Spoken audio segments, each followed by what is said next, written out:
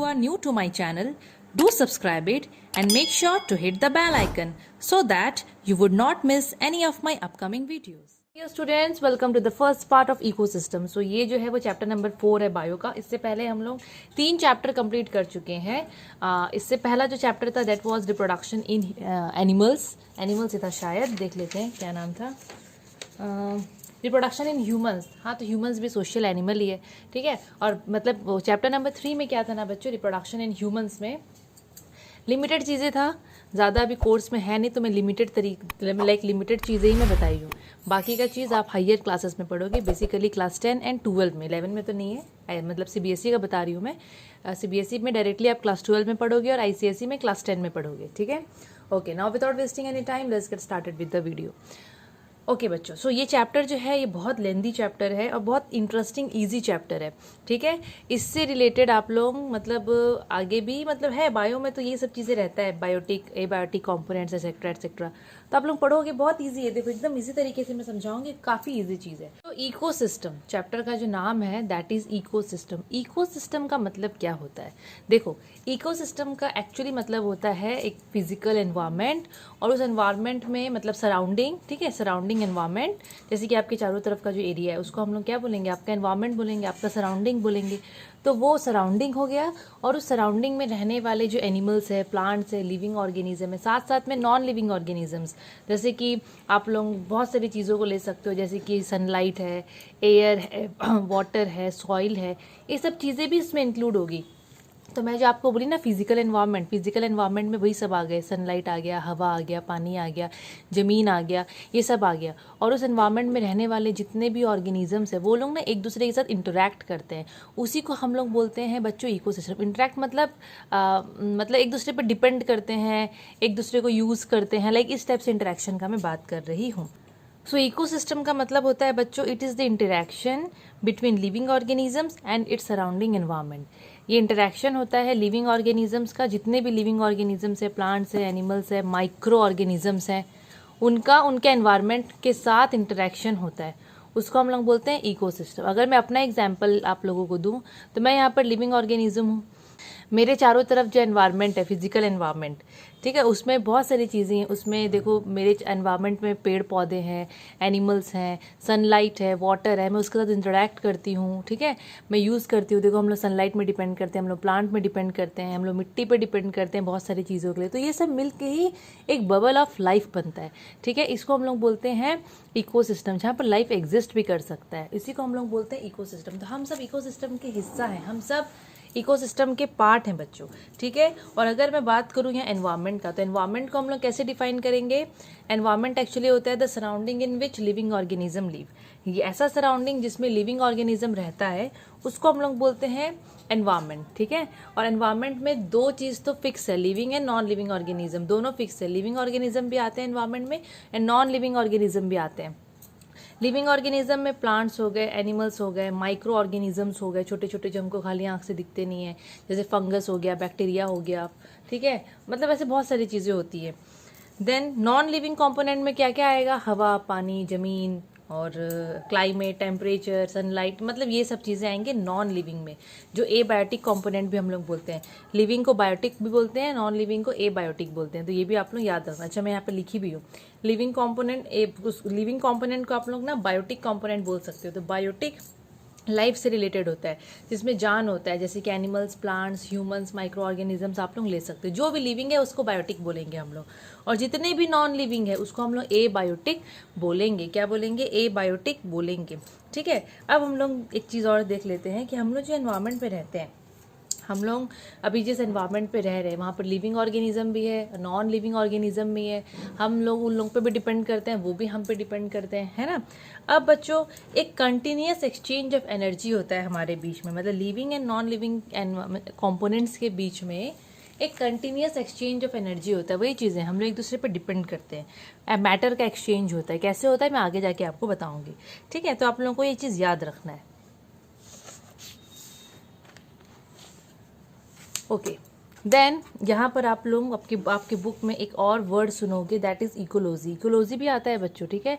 Ecology क्या होता है? इकोलॉजी एक्चुअली स्टडी है, it is the study of interaction. आप लोग जो living and non living organisms के बीच में जो इंटरैक्शन पढ़ोगे उसका स्टडी को बोलते हैं इकोलॉजी, ठीक है। It is the interaction between living organism and वो अपना जो सराउंडिंग है, जिस सराउंडिंग में रहता है, वो दोनों के बीच का इंटरैक्शन को हम लोग बोलते हैं क्या? इकोलॉजी। क्या बोलते हैं हम लोग? इकोलॉजी। इकोलॉजी आता है बच्चों। So the man behind coining the word ecology was Ernst Haeckel. ये नाम आप लोगों को याद रखना है, एग्जाम में आता है question, ecology was coined by dash, तो आपको वहां पर ये नाम लिखना है, अर्नस्ट हैकल, ठीक है। सो दिस वर्ड इकोलॉजी, ये जो इकोलॉजी वर्ड है, it was derived from a Greek word oikos, ठीक है। आपको याद रखना है ऑइकोस करके, ग्रीक वर्ड ऑइकोस से ये इकोलॉजी वर्ड आया है। इसका मतलब होता है बच्चों हाउस या फिर a place to live in. इसका मतलब होता है, ऑइकोस का मतलब होता है घर या फिर ऐसा जगह जहां हम रहते हैं, तो घर ही को ही बोलते हैं, है ना। And it was coined by Ernst Haeckel, ये भी आपको अच्छे से याद रखना है।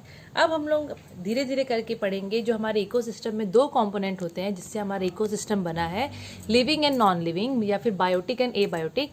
अभी हम लोग एक एक करके उसके बारे में स्टडी करेंगे, ओके। तो सबसे पहले बायोटिक कंपोनेंट, तो आप सबको पता है बायोटिक कंपोनेंट का मतलब सारे लिविंग ऑर्गेनिजम्स इसमें आएंगे, सारे living organisms. So it includes all living organisms, all living component of the environment, जैसे कि प्लांट, एनिमल्स और माइक्रो ऑर्गेनिजम्स। मतलब माइक्रो ऑर्गेनिजम्स प्लांट एनिमल्स में तो ऑलमोस्ट सभी आ गए, है ना। एनिमल्स में बच्चों हम लोग भी आ गए, ह्यूमंस, क्योंकि हम भी सोशल एनिमल है कि नहीं है, okay.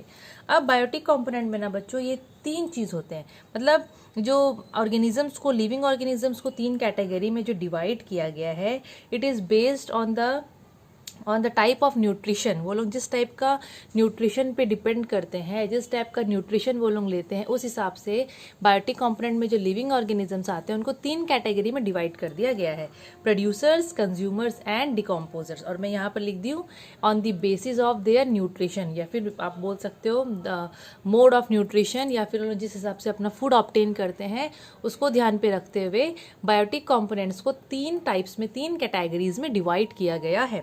First one is producer, second one is consumer, and third one is decomposer. So first we will see, first we will discuss about producers. हम लोग सबसे पहले प्रोड्यूसर्स के बारे में डिस्कस करेंगे। तो बच्चों प्रोड्यूसर्स याद रखना, हमेशा जो प्रोड्यूस करता है, जो बेसिकली ग्रीन प्लांट्स, पेड़ पौधे जो अपना खाना खुद बनाते हैं, वही सब आएंगे प्रोड्यूसर में। तो प्रोड्यूसर में हमेशा प्लांट्स आएंगे, ग्रीन प्लांट्स आएंगे, हमेशा इसको याद रखना, और कोई नहीं आएगा। बेसिकली जो अपना खाना खुद बनाता है उसको हम लोग बोलते हैं प्रोड्यूसर, ठीक है। So it includes green plants, और यहाँ पर जो ग्रीन प्लांट्स है वो लोग अपना खाना कैसे बनाएंगे? By the process of photosynthesis. आप लोग पढ़े हो, स्टार्टिंग से पढ़ते आ रहे हो 2-3 क्लास से फोटोसिंथेसिस के बारे में। जितने भी ग्रीन प्लांट्स होते हैं वो लोग सनलाइट के प्रेजेंस में वाटर यूज करते हैं, कार्बन डाइऑक्साइड यूज करते हैं, एंड अपना खाना वो लोग खुद प्रिपेयर करते हैं, है ना। सनलाइट के प्रेजेंस में दिन के समय जैसे ही सनलाइट आता है वो लोग अपना काम स्टार्ट कर देते हैं। Sunlight, water and carbon dioxide, ये तीन चीज़ रहता है, इसके प्रेजेंस में वो लोग अपना खाना बनाना स्टार्ट कर देते हैं, और उस प्रोसेस को हम लोग बोलते हैं फोटोसिंथेसिस। क्या बोलते हैं? फोटोसिंथेसिस। तो जितने भी ग्रीन प्लांट्स हैं वो लोग अपना खाना खुद से बनाते हैं, तो वो लोग प्रोड्यूसर के कैटेगरी में आएंगे। किसकी कैटेगरी में आएंगे? प्रोड्यूसर्स के कैटेगरी में आएंगे। और ना प्रोड्यूसर्स को एक और नाम से जाना जाता है, दैट इज ऑटोट्रॉप्स। प्रोड्यूसर्स को हम ऑटोट्रॉप्स भी बोल सकते हैं। ऑटो मतलब खुद से वो लोग अपना खाना प्रिपेयर करते हैं। तो बायोटिक में जो हम लोग कैटेगरी 3 डिवीजन किए थे on the basis of their mode of nutrition, है ना। तो प्रोड्यूसर में आ गए सारे ग्रीन प्लांट्स जो अपना खाना खुद से बनाते हैं। अब आता है कंज्यूमर। सो कंज्यूमर का मतलब वो होता है जो अपना खाना खुद से नहीं बनाएंगे, इसको याद रखना। कंज्यूमर्स अपना खाना खुद से नहीं बनाते हैं, बल्कि अपना खाने के लिए वो लोग दूसरे प्लांट में या फिर दूसरे एनिमल्स पे डिपेंड करते हैं। कंज्यूमर्स खाना खुद से नहीं बनाएंगे, पर खाना तो इम्पॉर्टेंट है, खाना तो ज़रूरी है। तो खाना कैसे खाएंगे वो लोग? या तो दूसरे पेड़ को खा लेंगे या फिर दूसरे एनिमल्स को वो लोग खा लेंगे। तो कंज्यूमर्स को हम हेट्रोट्रॉप्स भी बोलते हैं। हेट्रोट्रॉप्स, ये ऑटो थे, खुद से बनाते थे, बट हेट्रोट्रॉप्स खुद से खाना नहीं प्रिपेयर करते, बिल्कुल भी नहीं करते हैं बच्चों। So these are the organisms that can not make their own food and are dependent upon producers as well as other animals. Producer पे डिपेंड करेंगे और दूसरे एनिमल्स पे अपने खाने के लिए ये लोग डिपेंड करेंगे। अब बहुत सारा डिवीज़न है इसका। अब जितने भी कंज्यूमर है, सब एनिमल्स जो होते हैं ना, जितने भी एनिमल्स है सारे कंज्यूमर होते हैं। आप लोगों को याद रखना है बात, जितने भी एनिमल्स है सब कंज्यूमर है, कोई अपना खाना खुद से नहीं बनाता है ना, खाली प्लांट्स बनाएंगे। तो एनिमल्स को 3 कैटेगरी में डिवाइड किया गया है। जो कंज्यूमर्स होते हैं, जो एनिमल्स हैं, उनको 3 कैटेगरी में डिवाइड किया गया है, क्योंकि एनिमल्स तो अलग अलग टाइप से खाना खाते हैं। कोई खाली पेड़ पौधा खाता है, तो कोई एनिमल्स को खाता है, छोटे छोटे एनिमल्स को। तो मतलब कोई होता है जो सिर्फ पेड़ पौधे खाते हैं, कोई होते हैं जो सिर्फ मांस खाते हैं, और कोई होता है जो दोनों खाते हैं, मांस भी खा लेते हैं और एनिमल्स भी खा लेते, सॉरी प्लांट्स भी खा लेते हैं। So on the basis of that इसमें एनिमल्स को, जो कंज्यूमर्स हैं, उनको 3 डिवीजन किया गया, उनका 3 डिवीजन किया गया है। सबसे पहला है बच्चों herbivores, second is carnivores and third one is Omniverse. So herbivores हम लोग बोलते हैं वैसे एनिमल्स को जो कि सिर्फ और सिर्फ प्लांट्स खाते हैं। ठीक है, यहाँ पर देखो आप लोग कैसे याद रखना, ये हर्ब लिखा हुआ है, तो हर्ब आपको पता है ये प्लांट का ही कैटेगरी है। तो हर्बीवर्स सिर्फ पेड़ पौधे खाएंगे। ठीक है, सो हर्बीवर्स आर दी ऑर्गेनिजम्स, ये वो ऑर्गेनिजम्स होते हैं जो कि सिर्फ क्या खाते हैं, सिर्फ प्लांट्स खाते हैं। हरे पेड़ है जो भी, मतलब प्लांट प्रोडक्ट्स ही बोलो, खाएंगे प्लांट ही खाएंगे बेसिकली। इनको हम प्राइमरी कंज्यूमर बोलते हैं, क्योंकि पेड़ पौधे, जैसे पेड़ जो है वो तो प्रोड्यूसर हो गया, उसको खाया कंज्यूमर। तो सबसे पहले कंज्यूमर जो पेड़ को खाया उसको बोलेंगे प्राइमरी कंज्यूमर। पहला कंज्यूमर, पहला एनिमल जो पेड़ को खाया उसको बोलेंगे हम लोग प्राइमरी कंज्यूमर। वो सबसे पहला कंज्यूमर है, क्योंकि वो जस्ट मतलब डायरेक्टली वो पेड़ को खा रहा है ना। प्रोड्यूसर के बाद, प्रोड्यूसर मतलब प्लांट्स को खाने वाला जो एनिमल है, सो उसको हम लोग बोलेंगे बच्चों प्राइमरी कंज्यूमर। एग्जाम्पल में देख लो आप, जितने भी एनिमल्स जो हरा भरा पेड़ वेड़ खाते हैं उसका नाम आप लोग यहाँ पर लिख सकते हो। तो cow, deer, elephant, buffalo etcetera etcetera, जिसका नाम हर्बीवर्स में आपको याद आएगा लिख देना। नेक्स्ट है कार्निवर्स। कार्निवर्स होते हैं वो एनिमल्स जो सिर्फ और सिर्फ फ्लैश खाएंगे, दूसरे एनिमल का मांस खाएंगे, जो दूसरे एनिमल को खाते हैं, या फिर लिख सकते हो फ्लैश ऑफ अदर एनिमल्स। तो ये लोग जो है वो लोग पेड़ पौधे नहीं खाते हैं, बिल्कुल भी नहीं खाएंगे ये लोग पेड़ पौधे। ये लोग जो हैं वो लोग खाएंगे क्या, वो लोग खाएंगे फ्लैश ऑफ अदर एनिमल्स। तो इनको हम लोग बोलते हैं सेकेंडरी कंज्यूमर। कैसे बच्चों, थोड़ा सा ध्यान देना, इसको हम लोग बोलेंगे, इनको हम लोग बोलेंगे क्या, सेकेंडरी कंज्यूमर। एक मिनट, पेंसिल कहाँ गया, ओके, सेकेंडरी कंज्यूमर क्या बोलेंगे हम लोग इनको, सेकेंडरी कंज्यूमर, क्योंकि ये आ गए पहले प्राइमरी कंज्यूमर, पेड़ था प्रोड्यूसर, पेड़ को खाया कौन, हर्बीवर्स। हर्बीवर्स को हम लोग बोलते हैं प्राइमरी कंज्यूमर। इसके बाद आता है सेकेंडरी कंज्यूमर। कौन आता है सेकेंडरी कंज्यूमर, मतलब ऐसे एनिमल्स जो कि सिर्फ और सिर्फ मांस खाते हैं। क्या खाते हैं, मांस खाते हैं, फ्लैश खाते हैं, तो उनको हम लोग बोलेंगे सेकेंडरी कंज्यूमर। सेकेंडरी कंज्यूमर दूसरा नंबर पे आते हैं ये लोग। ठीक है, इनको हम लोग बोलेंगे सेकेंडरी कंज्यूमर। तो इसमें आप लोगों को जो जो एनिमल्स का नाम याद आएगा जो मांस खाते हैं, आप लोग बस लिख दीजिएगा। जितने वाइल्ड एनिमल्स हैं आप लोगों को याद आएंगे, लिख दीजिएगा जो मांस खाते हैं। नेक्स्ट आता है बच्चों ओमनीवर्स। तो ओमनीवर्स का मतलब होता है दोनों। ये जो ओ आपको दिख रहा है, तो ये लोग बोथ, दोनों खाते हैं, बोथ, BOTH। तो ये लोग बोथ, दोनों, किसको किसको खाएंगे, ये लोग ग्रीन प्लांट्स भी खाएंगे और साथ साथ में दूसरे एनिमल्स को भी ये लोग खा लेते हैं। तो इनको हम लोग बोलते हैं ओमनीवर्स। क्या बोलते हैं, ओमनीवर्स। एग्जाम्पल आप लोग डॉग को ले लो, आप लोग बियर को ले लो, ओके।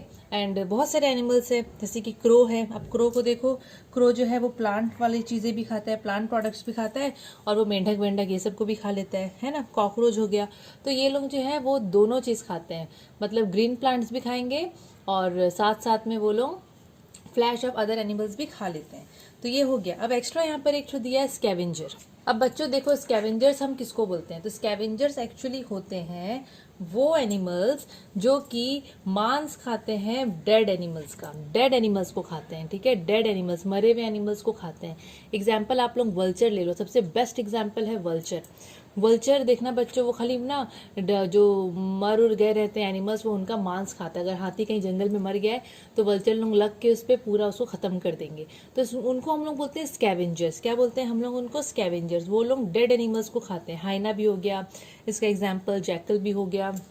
तो आप लोगों को ना एग्जाम्पल्स याद रखना, और ये स्कैवेंजर जो है ना एग्जाम में पूछा जाता है, स्कैवेंजर्स के बारे में बताओ करके। ठीक है, अच्छा, तो हम लोग अभी पढ़ रहे थे बायोटिक कंपोनेंट का, कि depending upon their mode of nutrition उसको 3 कैटेगरी में किया है, प्रोड्यूसर, फिर हो गया कंज्यूमर, फिर हो गया डिकम्पोजर।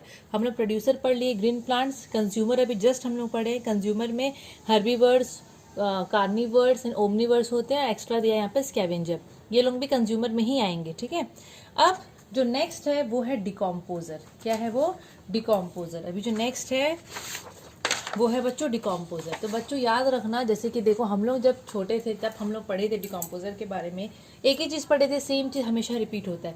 तो ये चीज़ को आपको अभी पढ़ लोगे ना, आपको ऐसे पढ़ना है कि वो आपको याद हो जाए। तो डिकम्पोजर्स में ना बैक्टीरिया, फंगस, ये सब चीज़ आते हैं डिकम्पोजर्स में। ये लोग क्या करते हैं, डिकम्पोजर्स लोग क्या करते हैं, हमारे एनवायरनमेंट को साफ़ करने में हेल्प करते हैं। कैसे?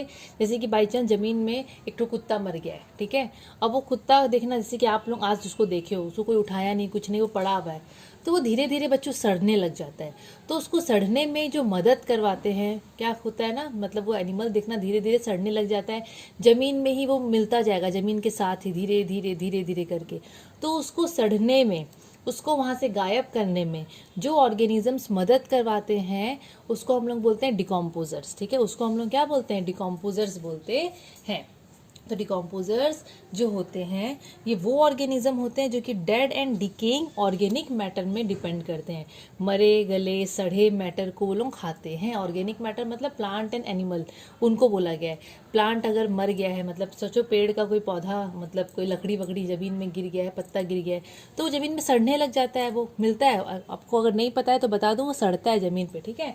तो धीरे धीरे जो सड़ता है और मिट्टी के साथ जो मिलता है, उसको ये कराने में कौन मदद करता है, डिकम्पोजर्स मदद करते हैं, ठीक है। तो डिकम्पोजर्स जो हैं वो हमारे एनवायरनमेंट को क्लीन करने में मदद करते हैं। एंड जब देखो मैं आपको एक चीज़ बताती हूँ, जैसे कि ज़मीन है, यहाँ पर आप लोगों का वो डॉग मर गया है, तो वो डॉग धीरे धीरे धीरे धीरे करके पूरा मिट्टी के साथ मिल जाएगा। वो जब सड़ जाएगा ना, पूरा वो गायब हो जाता है वहाँ से, ठीक है, पूरा वो सड़ जाएगा डॉग। और वो डॉग जब सड़ जाता है तो उसके न्यूट्रिएंट्स ज़मीन में चल जाते हैं, वो जो उसके जो बचे कुचे जो भी चीज़ें, जब वो सड़ता है ना तो ऑर्गेनिक मैटर ज़मीन में मिट्टी में से मिल जाते हैं, और वो ना पेड़ के लिए खाना होता है, पेड़ के लिए वो बहुत अच्छा होता है, ठीक है। सो यहाँ पर बोल रहा है कि जो डिकम्पोजर्स जो हैं वो मरे गले चीज़ों का न्यूट्रिएंट्स को रिलीज़ करके ज़मीन में दे देते हैं, और पेड़ क्या करता है, उस चीज़ को बहुत अच्छे से लेके बहुत अच्छे से ग्रो करता है, ठीक है। तो प्लांट्स के लिए तो एक टाइप से खाना है वो, समझ में आया ना। पत्ता भी अगर सड़ रहा है, अगर लकड़ी भी सड़ रहा है, कोई इंसेक्ट मर गया, कोई एनिमल मर गया, अगर वो लोग ज़मीन पे पूरा वो सड़ जाते हैं, पूरा वो मिट्टी में मिक्स हो जाते हैं, तो वो पेड़ का न्यूट्रिएंट्स होता है, पेड़ उसको खाता है, और वही न्यूट्रिएंट से पेड़ एकदम अच्छे से ग्रो करता है, ठीक है। तो डिकम्पोजर्स को हम नेचर स्कैवेंजर्स बोल सकते हैं कि वो नेचर का स्कैवेंजर है। जैसे कि आप लोग एनिमल्स में पढ़े थे, स्कैवेंजर्स लोग मरे गले चीज़ को खाते हैं, तो ये नेचर स्कैवेंजर है ये लोग, ठीक है। तो आप लोग अभी क्लियर हो गए होंगे बायोटिक कंपोनेंट का। अब हम लोग देखते हैं कि ये जो बायोटिक कंपोनेंट्स होते हैं ये लोग एक दूसरे के साथ कैसे इंटरेक्ट करते हैं। जितने भी एनिमल्स इसमें आ गए, जितने भी लिविंग ऑर्गेनिज्म आ गए, प्लांट आ गया, माइक्रो ऑर्गेनिज्म आ गया, एनिमल्स आ गए, ये लोग एक दूसरे से कैसे इंटरेक्ट करते हैं, कैसे डिपेंड करते हैं, लाइक क्या इंटरेक्शन होता है, हम लोग अभी देखेंगे। सो बच्चों ये जो है हम लोग समझेंगे इनका इंटरेक्शन दो एग्जाम्पल से। एक होता है फूड चेन और एक होता है फूड वेब। तो फूड चेन शायद आप लोग पहले भी पढ़े हो, बहुत सिंपल सा चीज़ है, फूड चेन पढ़े हो आप लोग। अब मैं फिर से आपको एक्सप्लेन कर देती हूँ। तो बच्चों फूड चेन आपको मैं फिर से एक्सप्लेन कर देती हूँ। फूड चेन का मतलब होता क्या है? फूड चेन बच्चों एक प्रोसेस होता है of eating and being eaten in return, ठीक है, या इन टर्न। मतलब फूड चेन का मतलब होता है जैसे कि मैं सामने वाला, जैसे कि कोई एनिमल है, अच्छा गोट है, गोट पेड़ को खाया, ठीक है, कोई भी पेड़ को खाया, फिर गोट को कोई और खा गया, फिर वो एनिमल को कोई और खा गया, उसको हम लोग बोलते हैं फूड चेन। मतलब एक चेन है जो कि सब रिलेटेड होते हैं, ठीक है। तो फूड चेन का डेफिनेशन इंपॉर्टेंट है, एग्जाम में आता है। मैं तो एकदम सिंपल डेफिनेशन यहाँ पर लिखी हूँ, आप लोग देखना आपके बुक में क्या है। मैं सिंपल इसलिए लिखी हूँ ताकि आप लोग बहुत इजी तरीके से समझ पाओ फूड चेन का मतलब। आपको ये याद रखना है कि फूड चेन हमेशा प्लांट से स्टार्ट होता है, ग्रीन प्लांट से, हमेशा, चाहे वो पेड़ से हो, मतलब ट्री से हो, चाहे वो कोई भी हर्ब से हो, किसी से भी हो, पर वो पेड़ पौधे से ही स्टार्ट होगा फूड चेन, ठीक है। तो it always start with green plants, इसको याद रखना है। एग्जाम्पल देखो, जैसे कि घास है, ये बेसिक एग्जाम्पल है। घास को कौन खाया? रैबिट। तो एरो भी मैं वैसे ही दी हूँ, घास को कौन खाया? रैबिट खाया, ठीक है। अब ये रैबिट को सोचो सांप खा गया, फिर ये सांप को ईगल खा गया, तो ये एक चेन है। मतलब ये एनिमल्स ऐसे एक दूसरे से रिलेटेड है। घास था, घास अपना खाना बनाया, घास को खा गया रैबिट, रैबिट को कौन खा गया टर्न में? स्नेक खा गया, सांप को फिर ईगल आके खा गया, ठीक है। तो ये एग्जाम्पल हो गया फूड चेन का। It is a process of eating and being eaten in return, खाना और फिर उसको कोई और खा जाएगा, लाइक वैसा। एक और एग्जाम्पल देख लो, ये घास है अगेन, उसको गोट खाया, वो गोट को आके फॉक्स खा गया, ठीक है, वो फॉक्स को फिर सपोज टाइगर आके खा गया, तो ये भी एक एग्जाम्पल हो गया। नेक्स्ट एग्जाम्पल है घास, ग्रास, उसको ग्रास हॉपर खाया, ठीक है। राम जी का घोड़ा यहाँ बोलते हैं, आप लोग क्या बोलते हो आप लोग बताना, ग्रास हॉपर को हिंदी में, यहाँ तो राम जी का घोड़ा बोलते हैं। ओके, ग्रास हॉपर को खाया फ्रॉग, ठीक है। फ्रॉग देखना खाता है ग्रास हॉपर को, वो फ्रॉग को सपोज खा गया सांप, स्नेक, फिर वो स्नेक को खा गया, स्नेक को खा गया बच्चों ईगल, ठीक है, खा सकता है, ईगल खाता है। तो ये देखो process of eating and being eaten in turn, उसको हम लोग बोलते हैं फूड चेन, और फूड चेन हमेशा ग्रीन प्लांट से स्टार्ट होता है। अब ये जो एग्जाम्पल है देखो, घास, गोट, फॉक्स, टाइगर, तो ये फॉक्स टाइगर लोग तो बच्चों जंगल में मिलते हैं, तो हम लोग इसको बोल सकते हैं कि ये जो फूड चेन है वो फॉरेस्ट का है, तो फॉरेस्ट इकोसिस्टम भी हम लोग इसको बोलते हैं, क्या बोलते हैं, फॉरेस्ट इकोसिस्टम। ये फूड चेन फॉरेस्ट इकोसिस्टम मतलब फॉरेस्ट में पाया जाता है। और ये वाला तो ग्रासलैंड है, मतलब नॉर्मली फॉरेस्ट में भी पाया जा सकता है, लेकिन नॉर्मली इधर नॉर्मल एरिया में भी पाया जाता है ना, तो उसको हम लोग मतलब ग्रासलैंड में पाया जाता है, तो उसको हम लोग ग्रासलैंड इकोसिस्टम भी बोलते हैं, ठीक है। अब डेजर्ट का एग्जांपल दूंगी तो डेजर्ट इकोसिस्टम बोलूंगी, मतलब ऐसा भी होता है ना। तो फूड चेन में यही है बच्चों, फूड चेन में और कुछ नहीं है, सिंपल है एकदम। आप लोगों के बुक में अगर अलग अलग एग्जाम्पल दिया होगा फूड चेन का, तो आप लोग कमेंट सेक्शन में एग्जाम्पल शेयर करना, ताकि बाकी जो बच्चे हैं जिनके बुक में नहीं दिया है उनको भी लाइक बेनिफिट हो जाए, है ना। अभी फूड वेब, फूड वेब क्या होता है देखो, फूड वेब होता है इंटरकनेक्टेड फूड चेन, यस एकदम सिंपल इसका मीनिंग है। फूड वेब मतलब इंटरकनेक्टेड फूड चेन, एक फूड चेन दूसरा से रिलेटेड, तीसरा से रिलेटेड, चौथा से रिलेटेड, बहुत सारे फूड चेन एक दूसरे से रिलेटेड होते हैं, उसको हम लोग बोलते हैं फूड वेब। मतलब यहाँ पर क्या है, जैसे कि ये प्लांट है, ये प्लांट को ऐसा नहीं है कि खाली गोट ही खाएगा, उसको भाई कोई रैबिट भी खा सकता है, रैट भी खा सकता है, गो मतलब डियर भी आके खा सकता है ना। फिर ये जो गोट है उसको फॉक्स खा रहा है, जरूरी नहीं खाली फॉक्स ही खाएगा, वो गोट को टाइगर भी आके मार सकता है, लायन भी आके खा सकता है, कोई भी खा सकता है। सपोज ये रैबिट है जो कि पेड़ खाया था, वो रैबिट को फॉक्स भी खा सकता है, लायन भी खा सकता है, टाइगर भी खा सकता है कि नहीं, सब खा सकते हैं उसको। तो जो जंगली वाइल्ड डॉग्स होते हैं वो भी मार के खा सकते हैं।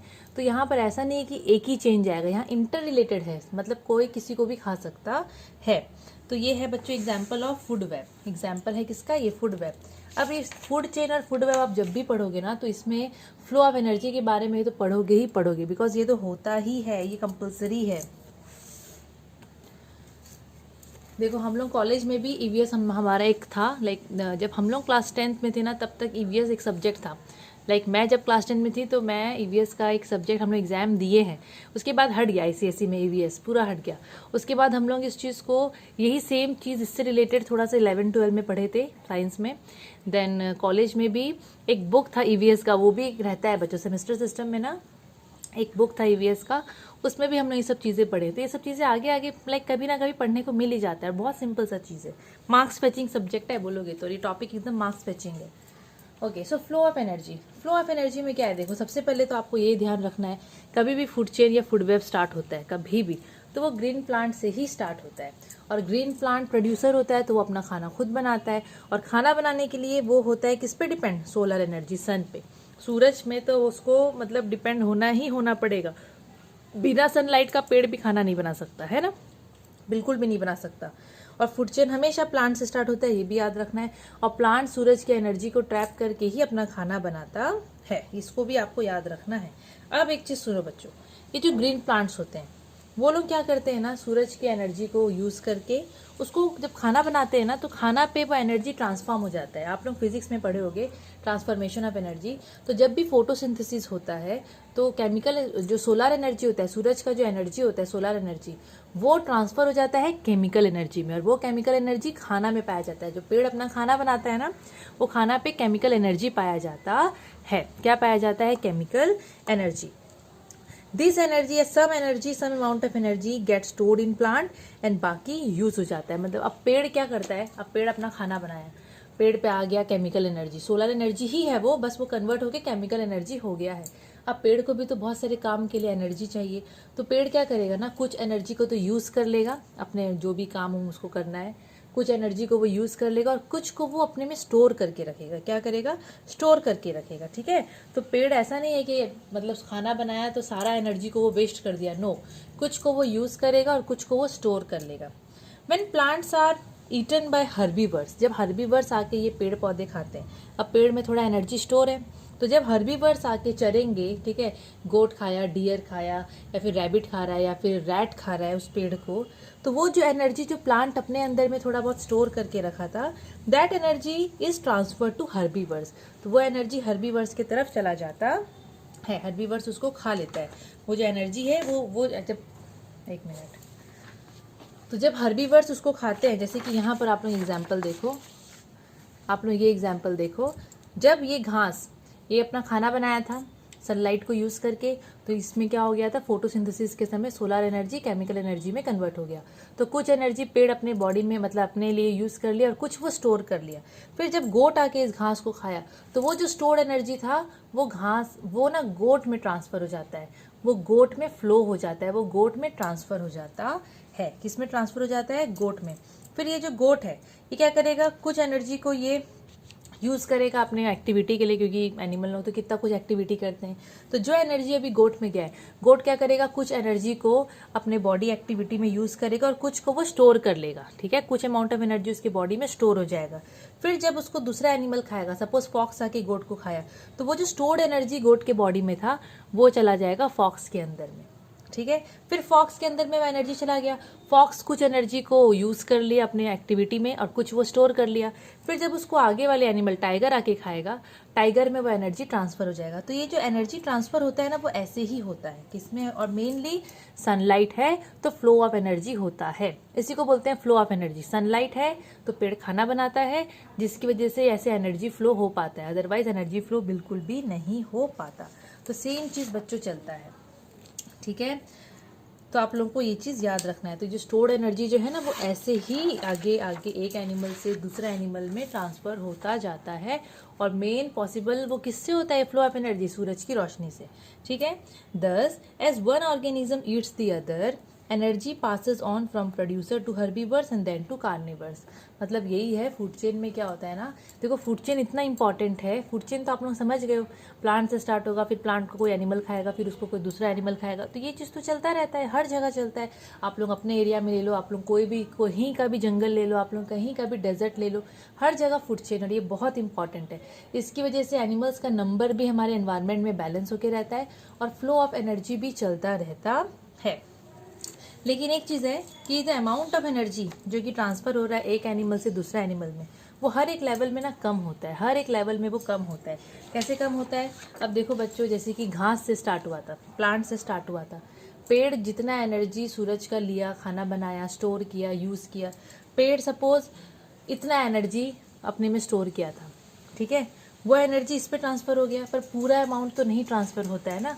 मतलब एक एक एनिमल को आप पास करते जाओगे तो थोड़ा सा कम हो जाता है एनर्जी। क्या हो जाता है? एनर्जी थोड़ा कम हो जाता है। अब पढ़ेंगे हम लोग किस टाइप से होता है। सो यहाँ पर हर एक लेवल पे अमाउंट ऑफ एनर्जी जो ट्रांसफ़र होता है ना, वो थोड़ा कम कम कम कम होने लग जाता है। अब हम लोग थोड़ा सा ये भी समझ लेते हैं कि ये है क्या।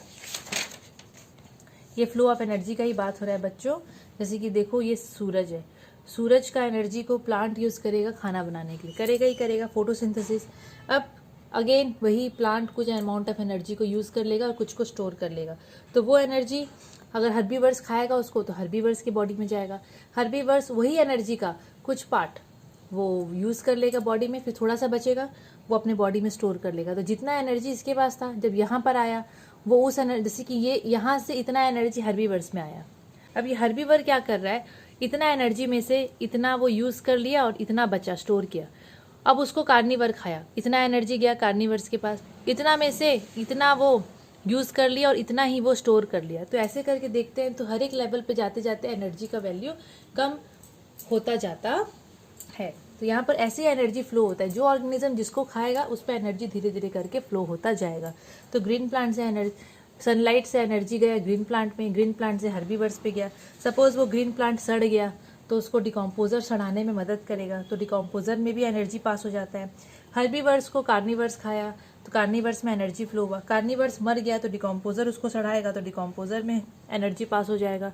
फिर ये डिकम्पोजर्स लोग सड़ा के चीज़ों को सिंपल ऑर्गेनिक सब्सटेंस में कन्वर्ट कर देते हैं। मतलब वो एकदम अलग, वो जो न्यूट्रिएंट्स का बात मैं की थी ना, मिट्टी में मिला देते हैं उसको, तो वो लोग उसको हम लोग बोलते हैं सिंपल ऑर्गेनिक सब्सटेंस, ठीक है। एकदम उसको एकदम अलग फॉर्म में कन्वर्ट कर देंगे, न्यूट्रिएंट्स बना देंगे उसको, मिट्टी में मिल जाएगा। फिर अगेन उसको ग्रीन प्लांट ले लेगा, एरो देखो आप लोग, उसी को ग्रीन प्लांट अपना खाना समझ के ले लिया, फिर यही साइकिल चलता जाएगा। तो ऐसे ही होता है बच्चों flow of energy in an ecosystem. तो पार्ट 1 हम लोग यहीं ख़त्म करते हैं। इसके बाद आपका trophic level and pyramid of number है, फिर आएगा एबायोटिक कंपोनेंट, तो वो हम लोग नेक्स्ट पार्ट में करेंगे। अगर आप लोगों को वीडियो अच्छा लगा होगा तो ज़रूर से बच्चों, ज़रूर से लाइक शेयर एंड सब्सक्राइब बच्चों ज़रूर से करना। Thank you.